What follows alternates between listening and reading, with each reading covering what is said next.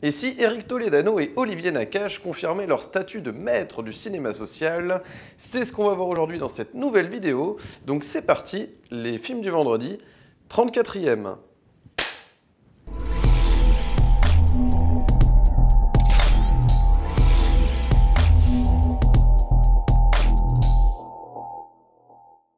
Salut à tous et bienvenue dans les films vendredi. Aujourd'hui, il va s'agir de Hors Normes, le nouveau film d'Eric Toledano et Olivier Nakache, que vous connaissez pour les succès intouchables, Le sens de la fête ou encore Nos jours heureux, premier grand succès du duo de cinéastes. Ils nous reviennent aujourd'hui avec un sujet poignant, celui de l'autisme, puisque le film nous présente donc le quotidien de deux jeunes éducateurs ou patrons d'associations voilà, qui vise justement à aider les jeunes autistes, hein, des enfants et des adolescents hein, majoritairement, au sein voilà, de deux associations respectives gérées par Bruno et Malik, qui sont respectivement interprétés par Vincent Cassel et Reda Kateb, dont le duo, je dois le souligner, fonctionne à merveille. On a vraiment un duo d'acteurs, mais qui se mêlent vraiment bien. Il y a ce côté un petit peu... de langage street entre les deux qui marche très très bien, qui donne vraiment qui ancre en fait dès le départ, d'emblée, le film dans le réel, quoi. Vous sentez que vous êtes là, on est dans une fiction, mais on est vraiment dans des cas qui respirent comment dire, de la crédibilité, si vous voulez. Voilà. Alors, je sais que beaucoup d'associations, alors voilà, ça a été mitigé sur les critiques. Au niveau des associations, je parle, hein, parce que la presse est unanime, les spectateurs ont beaucoup apprécié. C'est un film qui est voué, je pense, à devenir voilà, un film culte d'Olivier Nakache et Eric Toledano. Il n'y a aucun souci là-dessus. Je précise entre parenthèses que tous leurs films sont des cartons, sont des très très bons films. C'est leur 7e long métrage.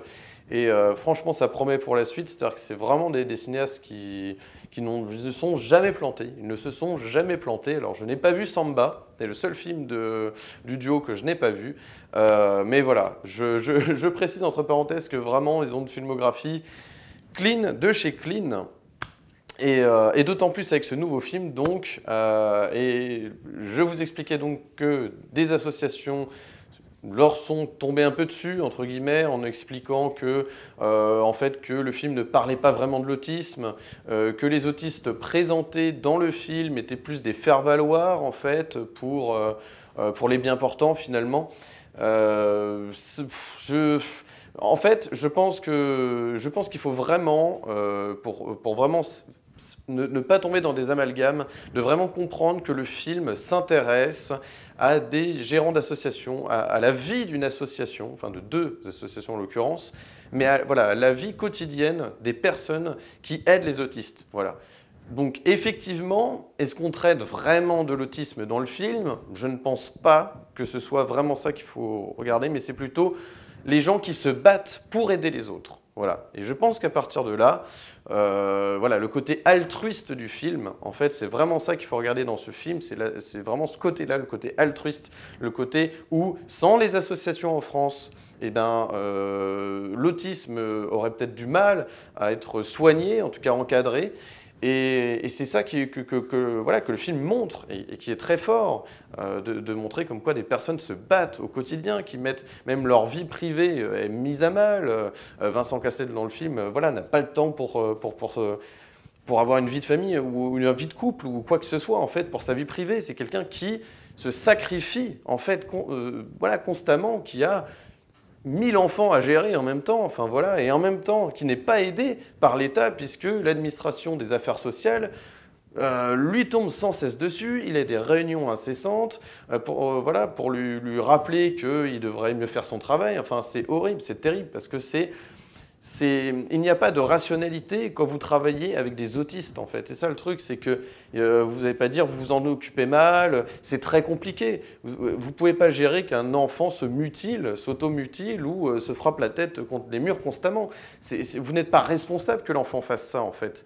Mais effectivement, il faut gérer tout ça, mais c'est compliqué parce que chaque enfant est différent. Ça montre vraiment la complexité en fait, des associations justement qui se battent pour ça et que c'est important que ces associations existent puisque les hôpitaux spécialisés n'arrivent pas à gérer. Ce film montre l'importance de l'existence de ces associations au vu de la complexité pour les hôpitaux spécialisés de gérer justement ces personnes autistes. À part faire de la surmédication, ils ont un petit peu de mal à vraiment savoir comment gérer. Donc ça montre qu'en France, en tout cas c'est vraiment le cas de la France là pour le coup, on sent qu'on est peut-être beaucoup en retard, enfin en tout cas on est vraiment en retard sur le traitement de l'autisme en France. Lorsqu'on voit ce qui se passe en Belgique, apparemment il s'agit de formalités, hein, c'est un petit peu ce qui se lit sur le net. Apparemment, voilà, d'après des associations, on aurait 40 ans de retard, vous imaginez, sur le traitement de ces autistes. Et c'est vrai que ça pose vraiment des questions de savoir est-ce que... parce que dans notre société, en termes d'intégration, c'est très difficile. On le voit dans le film avec le cas de Joseph, brillamment interprété d'ailleurs par Benjamin Le Sieur, qui est un véritable autiste dans la vraie vie. La plupart des acteurs justement qui jouent des autistes sont de vrais autistes voilà, dans la vraie vie. Donc chapeau à eux d'ailleurs pour Éric Toledano et Olivier Nakache d'avoir eu l'intelligence de prendre de vrais autistes. Je ne dis pas ça, voilà, mais je trouve que ça change, quoi. Parce que quand on voit parfois dans des comédies populaires telles que Un homme à la hauteur avec Jean Dujardin et Virginie Efira, où la seule idée c'est de dire, bah voilà, c'est Jean Dujardin qui va jouer une personne de petite taille, c'est-à-dire qu'on ne prend même pas un vrai nain, qui aurait pu donner une romance vraiment intéressante entre un nain voilà, un nain a le droit d'être séduisant comme Jean Dujardin et jouer dans un film avec Virginie Efira. Voilà. Et je trouve qu'il y a vraiment un courage de la part d'Éric Toledano et Olivier Nakache de vraiment voilà, ramener de vrais autistes sur un écran de cinéma. Voilà, c'est fort, quoi. C'est un pari, c'est de ne pas prendre 10 000 vedettes pour jouer des autistes. Enfin, voilà, enfin, je sais pas, mais voilà, je trouve que parfois, il y a une sorte il y a des choix un petit peu aberrants dans des grosses productions françaises. Et là, pour le coup, il y a quelque chose de sensé, quoi. Les choix de casting sont sensés. Il y a un vrai... Enfin, voilà, c'est vraiment une famille, quoi. Ça me fait un petit peu penser à ce qu'a réussi à créer Benoît Delépine et Gustave Carverne quand ils font le I Feel Good, voilà, où on montre vraiment le Emmaüs, un vrai centre Emmaüs avec des gens qui y travaillent, etc. Et le côté très, très social. C'est vraiment du cinéma de la vie, quoi, un miroir de notre société, des gens qui se battent, là dans le cas d'Hors Normes, voilà, pour l'autisme, pour soigner les personnes autistes, pour essayer de les intégrer dans la société. Et effectivement, je peux comprendre les détracteurs qui disent que oui, mais on ne traite pas de l'autisme, etc. Je peux comprendre leur message. Mais je pense que ce n'est pas la volonté du film. La volonté du film, c'est de montrer le travail des associations. Voilà, c'est pas Rain Man. Rain Man, vous voyez, c'est effectivement, là on traite de l'autisme, et on montre aussi toute la force des autistes, parfois les génies. Il y a, évidemment, ça ne concerne pas tous les autistes, hein. Il y a beaucoup d'autistes qui ne sont pas des génies des mathématiques ou je ne sais quoi. Mais en tout cas, ce film montre l'humanité.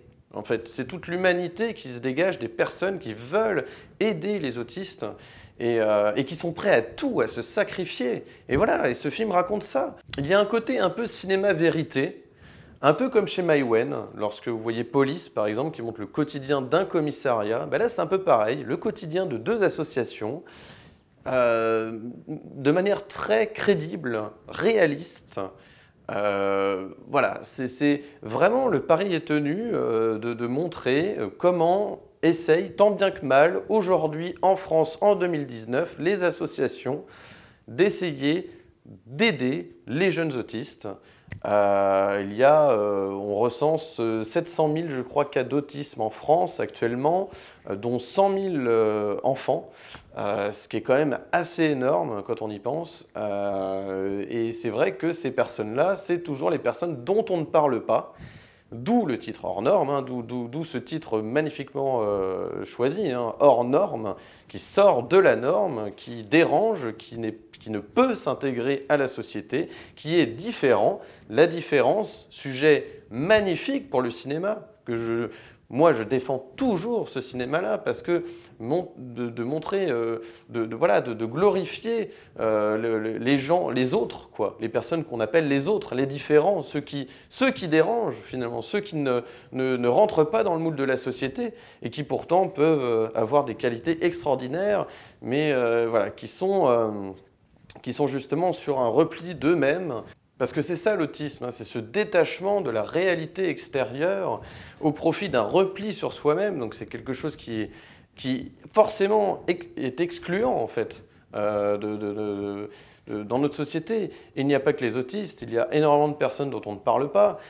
Et voilà, et je trouve que le cinéma, si sa mission parfois peut être aussi justement de mettre en lumière ces personnes voilà, qui ont le droit de vivre et qui ont le droit Alors évidemment, c'est compliqué puisqu'il y a des... Voilà, quand il y a une déficience mentale, c'est vrai que malheureusement, c'est compliqué, mais ces associations vraiment font un travail extraordinaire, mais vraiment extraordinaire.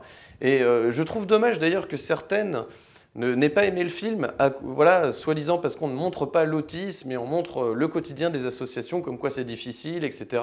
Comme quoi, après la vision de ce film, bah, finalement, on pourrait très bien se dire que bah, justement, ça va aussi encourager les établissements scolaires à ne pas en prendre, parce que voilà, finalement, mais je ne suis pas tout à fait d'accord voilà, avec parfois ce qu'on peut lire sur les réactions hein, sur le web. Je trouve au contraire que ça peut faire prendre conscience qu'il faut intégrer de plus en plus. En résumé, un film extrêmement humain, touchant, bouleversant, même si bouleversant, on l'entend un peu à toutes les sauces, mais vraiment, c'est ça, quoi. Enfin, je veux dire, moi, j'ai vraiment versé ma larme pour ce film. Pour peu que vous soyez quand même un minimum sensible, quand même, que vous soyez vous aussi humain, je pense que vous serez touché par ce film. C'est une franche réussite. Encore une fois, Eric Toledano et Olivier Nakache sont de très bons cinéastes. Voilà, ne passez pas à côté de ce film. Ils sont beaucoup trop rares, surtout dans les productions françaises. Ils sont beaucoup trop rares, ils font vraiment du bien. C'est la preuve qu'on peut aussi faire rire par moments, parce qu'il y a des situations cocasses, hein, évidemment, mais c'est la preuve qu'on peut en tout cas parler de sujets graves en les traitant bien et en même temps en donnant de l'espoir sans que ça, voilà, que vous alliez au cinéma pour vous prendre une grosse dépression à la sortie. Non, non, là franchement c'est... Et sans que ce soit aussi trop mielleux, voilà, trop bon sentiment, etc. Mais voilà, le cinéma est aussi fait pour ça un petit peu, donc faut pas, je ne pense pas qu'il... Voilà, ce serait un petit peu aigri de dire que voilà, ce film ne traite pas de l'autisme, alors c'est pas bien, non, non, non, il faut un petit peu voilà, je pense qu'il faut un petit peu redescendre parfois. La vocation du cinéma d'Eric Toledano et Olivier Nakache, c'est de proposer des films, certes, accessibles, populaires, etc., mais pas dans le mauvais sens du terme. Ce sont de très bons films. Intouchable était extraordinaire. À côté de ça, il y a eu effectivement des comédies peut-être un peu moins profondes si on veut, mais en tout cas toujours avec ces dialogues très justes, toujours avec ce côté humain et social. Donc non, il y a vraiment ce fil conducteur qui lie tous les films du duo français, qui vraiment est à tenir d'ailleurs. Hein, ils ont réussi à tenir ça pendant 7 films. Encore une fois, je n'ai pas vu Samba, mais en tout cas, pour tout le reste, je suis vraiment à fond derrière ces cinéastes. Vous savez que ma devise, c'est prenez les films pour ce qu'ils sont. Et si Olivier Nakache n'ont d'autres prétentions que de faire des films humains, forts, touchants, accessibles, eh ben, écoutez, moi ça me va. Personnellement, moi ça me va. Donc voilà. Il n'y a pas d'élitisme à avoir avec ce type de cinéma. Il y a à se régaler parce qu'il faut aussi se faire du bien au cinéma. Donc voilà. Non, franchement, c'est un très beau film. Et je pense que je l'ai un peu beaucoup dit dans cette vidéo. Mais en tout cas, voilà, régalez-vous. Si vous avez aimé cette vidéo, n'hésitez pas à mettre un pouce bleu, de vous abonner, d'activer la cloche pour ne manquer aucune de mes nouvelles vidéos. La semaine prochaine, il s'agira de Dr. Sleep, la suite de Shining. Donc voilà, programme beaucoup plus horrifique la semaine prochaine.